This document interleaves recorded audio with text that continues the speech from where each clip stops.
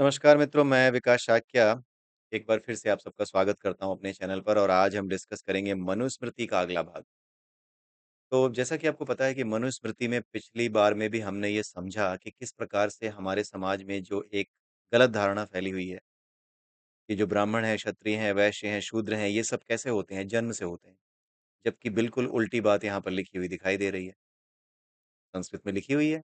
आप जाइए, जाकर के पता कीजिए, आप बड़े विद्वान हैं संस्कृत के, तो आप खुद पता कर लीजिए कि क्या मतलब है इसका।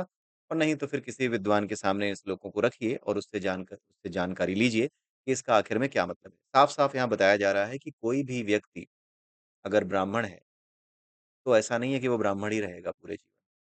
वो शूद्रता को भी प्राप्त हो सकता है, वो नीचे भी गिर सकता है। एक श्लोक था ना पिछली बार कि ऐसा ब्राह्मण जो कि ब्राह्मण वाले कर्म ना करता हो, ठीक है? आगे इसमें लिखा हुआ था। जैसे काठ का हाथी और चमड़े का मृग होता है, वैसे ही बिना पढ़ा ब्राह्मण है। मतलब अगर पढ़ाई-लिखाई नहीं करता है, तो वो बिना पढ़ा है। बिना पढ़ा ब्राह्मण जो है काठ के हाथी की तरह और चमड़े के मृग की तरह है। तीनों को नाम मात्र धारण जैसे किया जाता है, वो किसी काम के नहीं होते। ऐसा ब्राह्मण किसी काम का नहीं है। ठीक है? फिर उसको ब्राह्मण नहीं कहा जा सकता। ठीक है? वो किसी काम का ब्राह्मण नहीं है। आज जो है ये बताया जाएगा कि ब्राह्मण, ब्राह्मण के पद से नीचे कैसे गिरता है, यही बताया गया है। जब मनुस्मृति में ये बात बताई जा रही है कि कोई ब्राह्मण, ब्राह्मण के पद से नीचे कैसे गिरता है, तो इसका मतलब साफ-साफ है कि मनुस्मृति साफ-साफ कह रही है कि ये सब कुछ कर्म पर आधारित है। जो भी वर्ण है वो कर्म पर आधारित है। जिन लोगों ने कर्म पर आधारित वर्ण को नकार दिया, चाहे उन्होंने किसी भी वजह से किया हो, हमारा विरोध उनसे भी है। और आज के समय में जो सत्य पता होते हुए भी, मनुस्मृति की बातें सामने होते हुए भी, जो इस सत्य को स्वीकारना नहीं चाहते, जिनका मुख्य उद्देश्य केवल और केवल किसी तरीके से सनातन धर्म को नष्ट करना है, जो कि हो नहीं सकता, तुम्हारे बस की नहीं है, तुम्हारी औकात नहीं है। लेकिन जो लोग इस उम्मीद के साथ ऐसा करते हैं, उनसे भी हमारा विरोध है। आप कर नहीं पाओगे। मनुस्मृति में साफ-साफ, सही-सही बातें जो लिखी गई हैं, उसे सही रूप में प्रचारित करने की आवश्यकता है। मनुस्मृति कहीं से भी किसी के ऊपर अन्याय करने का कोई भी कदम उठाने को यहाँ पर नहीं कहती। और जो कुछ भी अन्याय युक्त दिखता था, उसको मनुस्मृति के आगे जो याज्ञवल्क्य स्मृति आई थी, उसमें ठीक कर दिया गया था।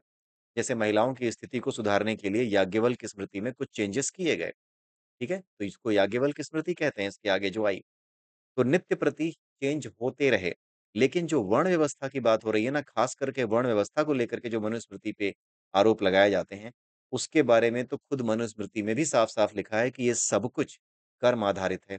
जितनी बातें लिखी हैं वो आपको यही बता रही हैं कि सब कुछ कर्म पर आधारित है। कोई भी वर्ण हो, जैसे यहाँ पर कुछ बातें यहाँ पर बताई गई हैं आचरण को लेकर के, सबसे पहले हम उसको देखते हैं। तो आज जो है श्लोक नंबर 161 से लेकर के हम श्लोक नंबर 168 तक पढ़ेंगे, ठीक है? इसका अर्थ समझेंगे, ठीक है? ये श्लोक हैं, चाहे तो स्क्रीनशॉट लीजिए, चाहे तो पढ़िए, चाहे किसी भी विद्वान को दिखाइए, इसका क्या मतलब वो बता देगा। यहाँ पर जो लिखा हुआ है एग्ज़ैक्ट वैसा ही यहाँ पर ट्रांसलेटेड वर्ज़न यहाँ पे अवेलेबल है। यहाँ पर देखिए कितनी अच्छी बात बताई जा रही है। बहुत दुखी होने पर भी किसी को मर्मभेदी वचन नहीं कहने चाहिए। यहाँ पे कहीं ऐसा नहीं लिखा है कि शूद्र को ऐसा कह देना चाहिए, ऐसा तो नहीं लिखा है। किसी के लिए भी यहाँ पर ये बात कही गई है कि बहुत दुखी होने पर भी, अगर आप बहुत ज़्यादा दुखी हैं, तब भी किसी को मर्मभेदी वचन नहीं कहने चाहिए। गुस्से में कई बार लोग कह डालते हैं, उसको रोकने को कहा गया है। जिसमें किसी दूसरे की हानि होती हो, ऐसी बात का विचार भी नहीं करना चाहिए। हानि करने को एक्शन में लाना तो बहुत दूर की बात है। इसका विचार तक नहीं करना चाहिए अपने मन में कि मैं उसका नुकसान करूँगा। और जिससे लोगों में घबराहट पैदा होती हो, उस अहित करने वाली बात को भी नहीं कहना चाहिए। कोई ऐसी बात कह देना जिससे कि कई लोगों में घबराहट भर जाए, उनका भय से दिल काँपने लगे, ऐसी कोई बात कभी नहीं कहनी चाहिए। ठीक है? तो जिससे लोगों में घबराहट पैदा होती हो, उस अहित करने वाली बात को भी कभी नहीं कहना चाहिए।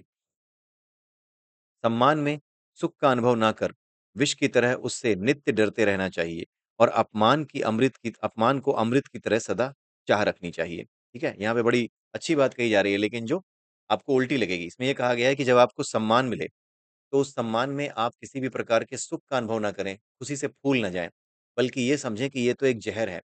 ज़हर कैसे है? अगर आप सम्मान में फूल गए, तो ये आपके अहंकार को बढ़ा देगा। आप ऊँची-ऊँची बातें करने लगेंगे।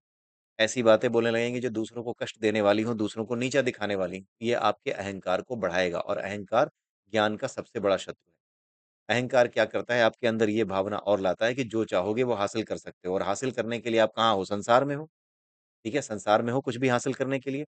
तो अगर आप बाहर कुछ हासिल करना चाहते हैं, तो भी आप जो है रुक जाओगे और भीतर यानी आध्यात्मिक रूप से कुछ हासिल करना चाहते हो, तो भी आप रुक जाओगे। क्योंकि आध्यात्मिक रूप से अगर कुछ हासिल करना चाहते हो, तो वासनाओं से मुक्ति ज़रूरी है। लेकिन अगर आपके मन में अहंकार है, तो क्या होगा? अहंकार जो है आपके भीतर भावनाओं का आवेग बनाता है, ठीक है? एक विशेष प्रकार का आवेग बनाता है, एक विशेष प्रकार की एनर्जी पैदा करता है, इलेक्ट्रिकल एनर्जी पैदा करता है। क्यों? क्योंकि सब कुछ पूरे नर्वस सिस्टम से ही तो गवर्न होता है और नर्वस सिस्टम कैसे चलता है? नर्वस सिस्टम चलता है सॉरी न नर्वस सिस्टम चलता है इलेक्ट्रिक पल्सेस के थ्रू। जो इलेक्ट्रिकल पल्सेस होती हैं, वही तो पैदा होती हैं नर्वस सिस्टम में, ठीक है? तो जब आप अहंकार में होते हो, जब आप बहुत ज़्यादा खुश होते हो, तो नर्वस सिस्टम में ये जो एक एक्स्ट्रा बहाव है ना, वो पैदा हो जाता है, चार्ज एक्युमुलेशन होने लगता है, ठीक है? अहंकार जो है, वही स्थिति है, चार्ज एक्युमुलेशन होने लगता है, अहंकार उसको नाम दे दो, सुख-दुःख की वासना जैसा भी नाम दे दो, राइट? सुख की वासना होना, दुःख की वासना होना, दुःख होना, सुख होना, ये सारे अनुभव अहं के कारण, ठीक है? मैं कुछ हूँ और मैं कुछ नहीं कर पाया। ये जो मैं का भाव है ना, वही सबके पीछे है। आपको सुख मिला जिसे आप सुख कहते हैं, उसके पीछे भी मैं का भाव है। दुःख मिला, उसके पीछे भी मैं का भाव है। मैं क्या डिज़र्व करता था, ये जो मेरे साथ ऐसा हुआ, ये सारी चीज़ें मैं के भाव से ही आती हैं। ठीक है? तो यहाँ पर यही बताया गया है कि अगर आपको सम्मान मिले तो उसमें सुख का अनुभव नहीं करिए। विष की तरह यानी ज़हर की तरह उससे डरते रहिए कि ये खा जाएगा, इसलिए उससे डर के रहिए। यानी संसार में आपको केवल और केवल अपने सम्मान से डर के रहना चाहिए। सम्मान मिले, ले लो, लेकिन उससे जुड़ी हुई भावनाएँ, जो आह्लादित, प्रफुल्लित होता है मन ना, वो नहीं होना चाहिए। ठीक है? अगर हो भी रहा है तो उसको रोको, दबाओ। अपने आप को किरदार की तरह देखो कि हाँ, ये मेरे भीतर जो है उबलती हुई भावनाओं की तरह आ रहा है, मैं इसको देख रहा हूँ और इसको दबा रहा हूँ। ठीक है? देखोगे तो देखते ही दब जाएगी, दबाना नहीं पड़ेगा।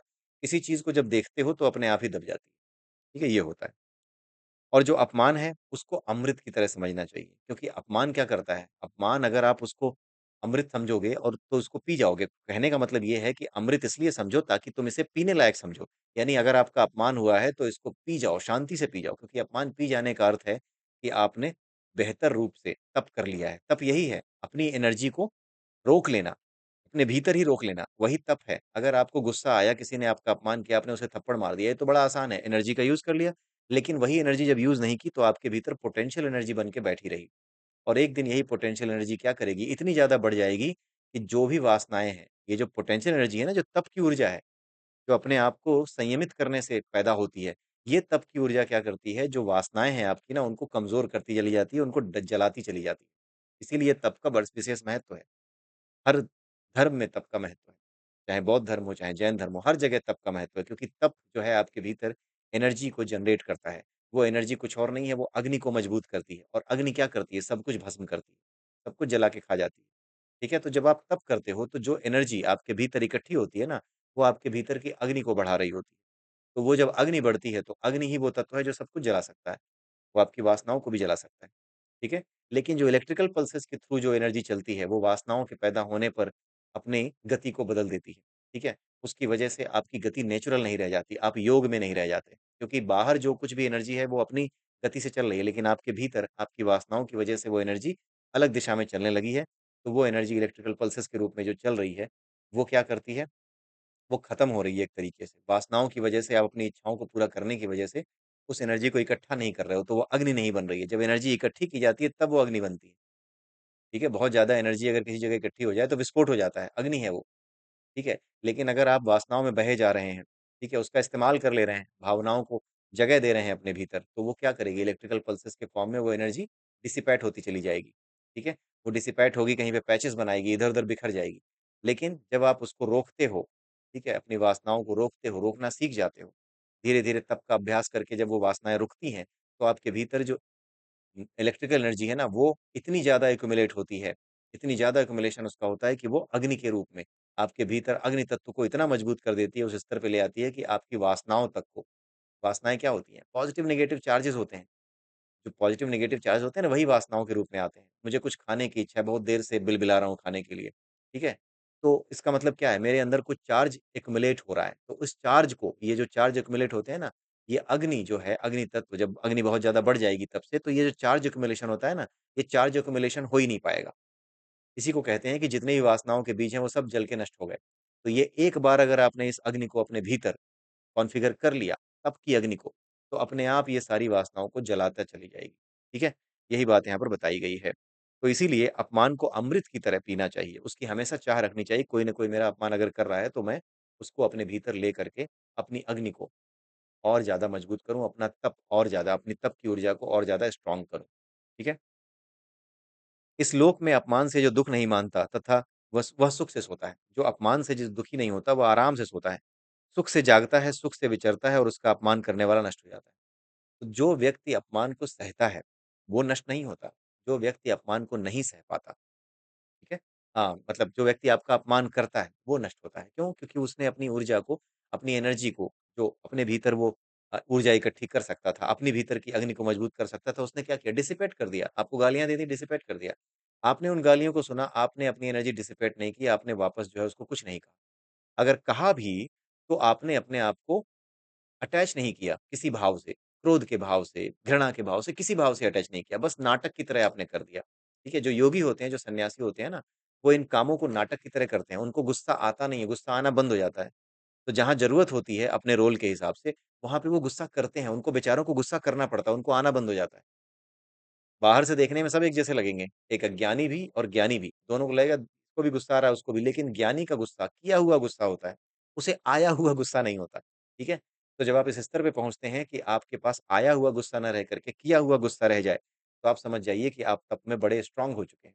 तो अगर आप किसी को जवाब देते भी हैं, किसी ने सामने से गाली दी, अपमान किया, अगर आपने उसका जवाब दिया भी, तो अपने भीतर तब की इतनी ऊर्जा है आपकी कि आपने बस उसका इस्तेमाल कर लिया और उस भाव को जो सामने से आ रहा था, जो आपके भीतर क्या कर सकता था, एक विशेष प्रकार की ऊर्जा या एक विशेष प्रकार के चार्ज एक्युमुलेट कर सकता था, वो चार्ज एक्युमुलेट ही नहीं हुए, वो नष्ट हो गए क्योंकि आपके भीतर पहले से ही अग्नि है, ठीक है? तो ऐसा व्यक्ति बड़े आराम से सोता है, आराम से जागता है, आराम से विचरता है, सुख से विचरता है। क्यों? क्योंकि कोई चिंता ही नहीं। जब सुख-दुःख को लेकर के वो अटैच ही नहीं है, तो सोचेगा क्या? जो सोचेगा नहीं फालतू की बातें, तो वो समय पे सोएगा। तो फ़र्क ही नहीं पड़ेगा। बेसिकली जो एनर्जी है ना तप की जिसे अग्नि कहते हैं, अग्नि के रूप में जो पूरा का पूरा नर्वस सिस्टम हमारा है, जब हम अपनी भावनाओं को रोकने लगते हैं तो चार्ज का एक्युमुलेशन इस तरीके से होता है, रोकना शुरू करते हैं तो एक्युमुलेशन इस तरीके से होता है कि वो अपने आप को अग्नि के रूप में कन्वर्ट कर लेता है, राइट? एक जितने भी चार्जेज़ आ रहे हैं, जो भी आपके सामने आया, जो भावनाएँ पैदा हो रही हैं, उन भावनाओं को रोका, उनको अपने भीतर रोक लिया, उनको निकाला नहीं। जब निकालोगे, जब उनको जब उनसे जुड़ जाओगे, लगातार उनके बारे में सोचोगे तो वो डिसिपेट होगी। क्योंकि सोचने के लिए ऊर्जा चाहिए, वो डिसिपेट होगी। लेकिन जब आपने उसको किया ही नहीं, अपने भीतर रोक लिया, तो वो डिसिपेट नहीं हुई, वो रुक जाती है। इसी को तप की ऊर्जा कहते हैं, यही अग्नि कही जाती है। तप की ऊर्जा ही अंत में अग्नि तत्व में कन्वर्ट हो जाती है। आपके अंदर जो अग्नि तत्व है, वो इतना स्ट्रॉन्ग हो जाता है कि आप वासनाओं को जलाना शुरू कर देते हैं। यानी कोई भी नई वासना अगर आपके भीतर पैदा हुई, तो उससे जो पैदा होने वाले चार्जेज़ हैं, सब कुछ चार्ज है, चार्ज पार्टिकल होते हैं वासनाएँ भी। खाने की इच्छा, पीने की इच्छा, कुछ अच्छा करने की इच्छा, किसी सुंदर स्त्री या किसी सुंदर पुरुष के साथ समागम करने की इच्छा, ये सब क्या है? ये सब क्या करते हैं, आपकी एनर्जी कॉन्फ़िगरेशन को चेंज करते हैं। जैसे जब कोई आदमी झूठ बोलता है, तो उसका एनर्जी कॉन्फ़िगरेशन चेंज होता है। उसी को रीड करके तो लाई डिटेक्टर काम करता है। ऐसे ही जब भी कोई वासना उत्पन्न होती है हमारे भीतर, तो उसको एक वासना डिटेक्टर भी बनाया जा सकता है, पता करने के लिए, ठीक है? क्योंकि एनर्जी चेंज होती है, ठीक है? जब ये एनर्जी चेंज होती है, अगर ये एनर्जी चेंज होना बंद हो जाए, ये एनर्जी आपके ऊपर फ़र्क ही ना डाले, ठीक है? और कब नहीं डालेगी जब आपके भीतर तप की अग्नि होगी। तो जैसे ही ये चार्जेज़ इकट्ठे होंगे ना, इन चार्जेज़ को न्यूट्रलाइज़ कर देगी वो तप की एनर्जी यानी तप की जो अग्नि है, जो आग है, वो उसको न्यूट्रलाइज़ कर देगी, ठीक है? खत्म कर देगी, ठीक है? तो यहाँ पे ये बताया गया है कि सामने वाला तो बर्बाद हो जाएगा, लेकिन जो गुस्सा नहीं करता, जो अपमान होने पर भी गुस्सा नहीं करता, वो नष्ट नहीं होगा। बल्कि उसका अपमान करने वाला नष्ट होगा क्योंकि उसकी एनर्जी तो डिसिपेट हो रही है, उसको तो पता ही नहीं, अज्ञानी है वो। तो इसलिए वो क्या होगा? नष्ट होगा। नष्ट होने का यही मतलब है कि आप अपनी एनर्जी को तप को इकट्ठा नहीं कर पा रहे, आप तप नहीं कर पा रहे, वही नष्ट होना है। जो आदमी तप करता है वो नष्ट नहीं हो रहा है, लेकिन जो तप नहीं कर पा रहा है वो नष्ट हो रहा है, लगातार नष्ट हो रहा है, ठीक है? वो नीचे ही गिरेगा। आगे ये बताया गया है, इस क्रम से गर्भाधानादि उपनयन संस्कारों से पवित्र द्विज गुरुकुल में वेद प्राप्ति योग्य तप करे। मतलब इस क्रम से यानी ये सारी चीज़ें समझ लेने के बाद, ये सारी चीज़ें जान लेने के बाद, अब जो है उपनयन संस्कारों से पवित्र हुआ द्विज। उपनयन संस्कार क्या होता है? यही जो जनेऊ होता है, इसी को उपनयन संस्कार कहते हैं। ये क्यों किया जाता है? ये इसलिए किया जाता है क्योंकि यहाँ से अब आरंभ हो रही है एक, जितनी भी चीज़ें आपके धागे-वागे जो भी लपेटे जाते हैं, उनको उपनयन कहते हैं। ठीक है? जो कुछ भी है, आप उन्हें साधारण धागा समझिए, मूर्ख उन्हें साधारण धागा समझेगा, ठीक है? लेकिन ये क्या है? ये एक रिमाइंडर है। और ये साथ में ऐसी चीज़ों के बने होते हैं जिनमें अपनी एक एनर्जी है, राइट? तो एक रिमाइंडर भी है कि अब तुम ब्रह्मचारी हो। और कौन से ब्रह्मचारी हो? जिसे द्विज कहते हैं। द्विज का मतलब क्या होता है? 2 बार पैदा होने वाला। कैसे 2 बार? एक तब जब वो अपनी माता के गर्भ से पैदा हुआ, दूसरा तब जब उसे शिक्षा देने के लिए भेजा जाएगा गुरुकुल में, ठीक है? तो 2 बार जो जन्म होता है उसे ही द्विज कहा जाता है। तो ब्राह्मण, क्षत्रिय, वैश्य ये तीनों ही द्विज कहे जाते थे, क्योंकि इनका यज्ञोपवीत होता था और उसके बाद ये गुरुकुल में शिक्षा प्राप्त करते थे। द्विज को तपों से और नाना प्रकार के व्रत में संपूर्ण वेद और उपनिषदों के ज्ञान का संपादन करना चाहिए। यानी जितने भी तप वो करता है, द्विज, या जो कुछ भी व्रत वो रखता है, व्रत का मतलब क्या होता है? व्रत भी ऊर्जा इकट्ठा करने के लिए ही है। आपकी एनर्जी के संग्रहण करने के लिए ही व्रत रखा जाता है। इंद्रियों को छुट्टी दे देना, उनको मतलब आज मैं खाऊँगा नहीं, आज मैं कुछ बाहर नहीं देखूँगा, मौन व्रत रखूँगा, आज मैं फास्ट रखूँगा, खाऊँगा नहीं। ये क्यों है? ये इसलिए है क्योंकि 1 दिन के लिए या कभी भी जब भी आपने फास्ट रखा है, उस समय तक के लिए आपके भीतर जो एनर्जी है, जो कि खाना अगर आप खाएँगे तो उसको गलाने में जो काम आएगी, अब वो एनर्जी संग्रहित है, आपके भीतर इकट्ठी है। तो आपके आगे जो है बाद में काम आएगी, वो आपकी लाइफ को बढ़ाएगी। तो व्रत जो है आपकी लाइफ को एनर्जी के कंज़र्वेशन के कारण बढ़ा देते हैं, ठीक है? लेकिन यहाँ ये कहा गया है कि जितने भी व्रत करता है, जितने भी प्रकार के तप करता है, उसमें जितने भी वेद हैं और जितने भी उपनिषद हैं, उसमें उसने जो कुछ भी सीखा है, जो कुछ भी वेदों और उपनिषदों का ज्ञान है, उनको फ़ॉलो करते हुए ही करना चाहिए। उनको संपादन करते हुए ही करना चाहिए द्विज को ये सारे तप और नाना प्रकार के व्रत। यानी जो कुछ भी वेदों और उपनिषदों में व्रत बताए गए हैं, उनके अलावा कोई भी आलतू-फालतू व्रत नहीं करना चाहिए। क्योंकि जो वेद और उपनिषद है, उनमें पूरा का पूरा जो साइंस है, इस नेचर का मॉडस ऑपरेंडी है, वो क्लियरली बताया गया है। ठीक है? तो जब उसके अनुसार आप चलोगे, तभी उस नेचर के अकॉर्डिंग आप सेट हो पाओगे। और सेट नहीं हो रहे नेचर के अकॉर्डिंग तो अननेसेसरी की चीज़ कर रहे हो। अगर किसी जगह पे सैनिक चल रहे हैं और उन सैनिकों के बीच में तुम कदम मिला के नहीं चल पा रहे हो, तो तुम क्या सैनिक हो? तुम तो ऑड मैन आउट हो, निकल जाओगे तुम तो, ठीक है? इसलिए जो रूल है, जो कि वेदों ने, उपनिषदों ने दिया है, ठीक है? वो जो मॉडस ऑपरेंडी समझाई है, उसी के अनुसार सारे काम यानी तप और व्रत करने चाहिए। तप करने की इच्छा से वेद का सदा अभ्यास करें, ठीक है? वेद का अभ्यास किस लिए करें? तप करने की इच्छा से, यानी अपनी एनर्जी को कंज़र्व करने की इच्छा से, अपने भीतर जो अग्नि है, उसको इस रूप में लाने के लिए ताकि वो वासनाओं को जला सके। इस स्तर पे लाने के लिए वेद का सदा अभ्यास करे। वेदाभ्यास ही ब्राह्मण का परम तप कहा गया है। जो द्विज पुष्पमाला को भी धारण करके अर्थात ब्रह्मचर्य का नियम न रखकर भी जो पुष्पमाला पहनते हैं, वो ब्रह्मचारी नहीं होते। उनकी पहचान होती थी कि उनको पुष्पमाला पहनाई गई है ऐसे शिष्यों को, तो वो ब्रह्मचारी नहीं होते थे। तो जो लोग ब्रह्मचारी नहीं हैं, फिर भी अगर वो नित्य यथाशक्ति अपनी पूरी ताकत के अनुसार जितना भी वो कर सकते हैं, वो वेदों का पाठ करते हैं, वेदों को पढ़ते हैं, ठीक है? वो निश्चय ही नख शिख से परम तप करता है। यानी नख यानी नाखून से लेकर के सिख यानी ऊपर तक, यानी पूरी की पूरी बॉडी का तप करता है। यानी कि जो भी पूरी की पूरी बॉडी में एनर्जी है, जो अग्नि के रूप में होती है, उसको मजबूत करता है।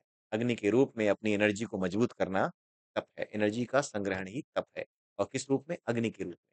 ठीक है? अग्नि क्या है? सब कुछ जलाने वाली है, तो वासना को भी जला देती है। वासना चार्ज पार्टिकल्स हैं, तो इतना ज़्यादा स्ट्रॉन्ग हो चुकी होती है हमारी एनर्जी कि अगर कोई वासना उत्पन्न होती भी है, तो इतना अभ्यास हो चुका होता है हमारा कि वो अग्नि अपने आप उसको जला करके यानी कि उन चार्जेस को एक तरीके से न्यूट्रलाइज़ कर देती है, जो हमारे भीतर पैदा होते हैं। ठीक है? उसके बाद ये बताता है जो द्विज वेद को ना पढ़कर अन्य कार्य में श्रम करता है, यानी जो ऐसा व्यक्ति है जो वेद नहीं पढ़ता, किसी दूसरे काम में लगा रहता है, वह जीता हुआ ही वंश के साथ शूद्रता को प्राप्त होता है। अब ज़रा देखिए यहाँ पे साफ लिखा हुआ है कि जो वेद नहीं पढ़ता, किसी दूसरे काम में व्यस्त रहता है, वह जीता हुआ ही अगर वो ब्राह्मण है, तो वो जीते जी ही शूद्रता को प्राप्त हो जाता है। यानी मर कर के शूद्र के यहाँ पैदा होने की ज़रूरत नहीं है, वो ज़िंदा ही शूद्र है, जो व्यक्ति वेदों का अध्ययन नहीं कर रहा, जो साइंस को नहीं जानना चाह रहा। जो साइंस का साइंस है, जो वेद हैं, उनको जो नहीं जानना चाह रहा, वो शुद्धता को प्राप्त हो जाता है। ठीक है?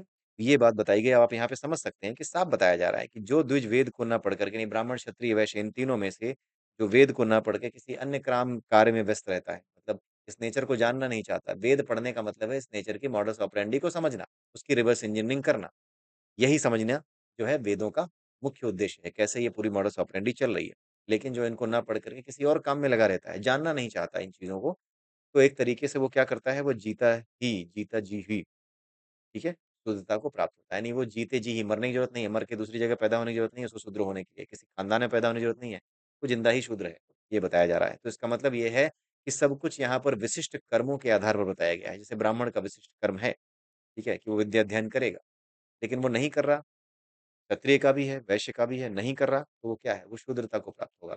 शूद्र किसे कहा जाता था? वो जो पढ़ाई-लिखाई में ध्यान ना दे, जिनके पास कोई भी जो है हुनर ना हो, जो अपने जीवन के लिए दूसरों पर आश्रित हों, जो खुद कोई निर्णय ना ले पाएँ, उनको शूद्र कहा जाता है। ठीक है? यानी जिनके कर्म ऐसे हों, कि वो निर्णय नहीं ले सकते, इन्होंने कहीं पढ़ाई नहीं की, कोई हुनर नहीं हासिल किया, कुछ भी नहीं किया, उनके सभी कर्म शूद्रों के कर्म कहे जाते हैं। जो सुबह उठते हैं, सुबह उठ कर के दारू के ठेके पे दिखाई देते हैं। सुबह उठते ही दिन भर की प्लानिंग क्या हो, ये भी नहीं जानते, जीवन की प्लानिंग तो छोड़ ही दीजिए। ठीक है? ऐसे लोग क्या कहे जाते हैं, ऐसे स्वभाव वाले लोग शूद्र कहे जाते हैं। ठीक है? इसी के साथ ये वीडियो यहीं समाप्त होता है और आप समझ सकते हैं कि मनुस्मृति में बिल्कुल क्लियरली कुछ चीज़ें बताई गई हैं कि कर्म के आधार पर ही वर्ण बदलता रहता है। ठीक है? शुद्धता एक ऐसी चीज़ है, जो कि बिल्कुल तमोगुणी यानी कि जो कुछ नहीं करना चाहता, बिल्कुल सोया रहता है, कोई मतलब नहीं है अपने जीवन से, कोई मतलब नहीं अपने बच्चों से, वो क्या है? वो तमोगुणी है, वही शूद्र है। ठीक है? तो शूद्रता हमेशा कैसे हटाई जा सकती है? शूद्रों के लिए बताया गया था कि आप जो है हमेशा दूसरों की, उच्च वर्णों की सेवा करें। इसलिए नहीं किया गया कि आपको डिमीन करना है, शूद्रों को डिमीन करने के लिए नहीं किया गया ऐसा। आप सोच करके देखिए अगर मुझे कोई नॉलेज नहीं है, मुझे कोई एक्सपीरियंस नहीं है, तो मुझे क्या मिलता है? एक मेंटर मिलता है। बिना मेंटर के मैं आगे बढ़ता हूँ? नहीं बढ़ता हूँ। तो ये जो उच्च वर्ण है, उच्च वर्ण का मतलब क्या? जिन्होंने अपनी चेतना को उस स्तर पे उठा लिया है, ठीक है? तो उनके साथ जब एक निम्न चेतना का व्यक्ति जिसने कुछ नहीं सीखा है, जो निर्णय नहीं ले पाता, जो समझ नहीं पाता, जब वो उस उच्च वर्ण के व्यक्ति के साथ नित्य प्रति रहेगा, हमेशा रहेगा, जैसे मैं जब नए-नए मैंने कंपनी जॉइन की, तो मुझे कुछ नहीं समझ आ रहा था कि मैं कैसे जाऊँ, कहाँ जाऊँ, क्या करूँ? कैसे काम किया जाता है कंपनी में, क्या काम किया जाता है, ऑर्गेनाइजेशन में कैसा बिहेवियर होता है, क्या फॉलो करना होता है, ये सारी चीज़ें मेरा मेंटर मुझे बताएगा, मेरा बडी मुझे बताएगा। तो ये जो बड़ी है, ये बड़ी ही अपर वर्ण के लोग बनाए जाते थे, जिन्होंने कि अपने आप को उस स्तर पे उठा लिया है। तो जो शूद्र थे, वो अपने आप को उस स्तर तक उठाने के लिए किसी न किसी की, क्षत्रिय की या वैश्य की, किसी की भी सेवा करते थे, ताकि उनके साथ रह कर के, उनको देखते हुए, वो अपने आप को ऊपर उठा सकें। और ये ज़िम्मेदारी होती थी क्षत्रिय की, वैश्य की, ब्राह्मण की, कि ये इन्हें ऊपर उठाएँ। इसीलिए ये बनाया गया था ताकि सामाजिक सोपान में सभी को ऊपर उठाया जा सके और किसी को नीचे गिरने से रोका जा सके। लेकिन लोगों ने इसका गलत मतलब निकाला। और बाकी रही बात इसकी कि जन्म से होता है क्या? तो ये बात तो हर वीडियो में धुएँ की तरह उड़ती चली जा रही है कि भाई कहीं पर भी जन्म पर आधारित मनुस्मृति बात नहीं करती। यहाँ पे अगर आप देख सकते हैं साफ लिखा हुआ है कि जीता हुआ ही वो वंश के साथ शूद्रता को प्राप्त होता है। इसका मतलब क्या है? कि मरने की ज़रूरत नहीं है, इसी शरीर में ही तुम शूद्र हो जाओगे। अगर तुम ब्राह्मण भी थे और तुम वेदाध्ययन नहीं करते, अपना काम ठीक से नहीं करते, अपना काम जो एक ब्राह्मण की चेतना को बनाए रखने के लिए, उसके ऊपर ले जाने के लिए ज़रूरी है, उस काम को ना करके अगर आप कुछ और काम करने लगते हो, करते ही नहीं हो, पढ़ते ही नहीं हो, इसका अभ्यास ही नहीं करते हो, तो इस केस में आपको क्या क्या होगा? आप शूद्र बन जाओगे इसी जन्म में, ठीक है? यानी कर्म के आधार पर ही आप ब्राह्मण, क्षत्रिय, वैश्य और शूद्र से कन्वर्ज़न एक-दूसरे में करते रहें। ठीक है? तो इसी के साथ मैं आप सबसे विदा लेता हूँ। अगले वीडियो में फिर मिलेंगे। जब तक के लिए जय सिया राम, जय श्री कृष्णा, जय श्री राधे, ओम नमः शिवाय।